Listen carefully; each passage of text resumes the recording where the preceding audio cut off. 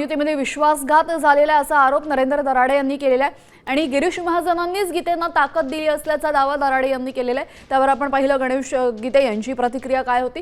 गोकुळ गीते जे विजयी झालेले त्यांचे भाऊ गणेश गीते। नाशिक विधान परिषदेच्या निकालानंतर संजय राऊत यांनी शिंदे सेना आणि भाजपच्या संबंधांवर पुन्हा एकदा निशाणा साधलाय। तसंच अमित शहांनी शिंदेंसारखे सैतान निर्माण केले असल्याचं म्हणत राऊतांनी एक खळबळजनक दावाही केलेला आहे।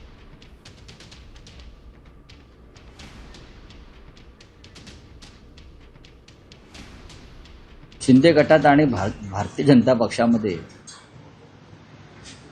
नक्की कोणत्या प्रकारचं संबंध आहेत, मुख्यमंत्र्यांच्या चेहऱ्यावरती जरी तुम्हाला हसू दिसत असलं शिंदे बाजूला असताना, तरी ते हसू खोटं आहे। ते हसू खोटं आहे। ज्या पद्धतीनं शिंदेना बळ दिलं जात आहे दिल्लीतून,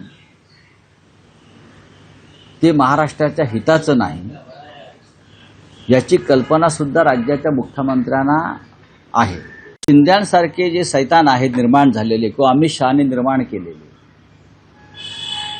जे सैतान, हे देवेंद्र फडणवीस यांच्याही मानेवरती बसून उद्या त्यांचा गळा दाबण्याची शक्यता मला वाटते आहे।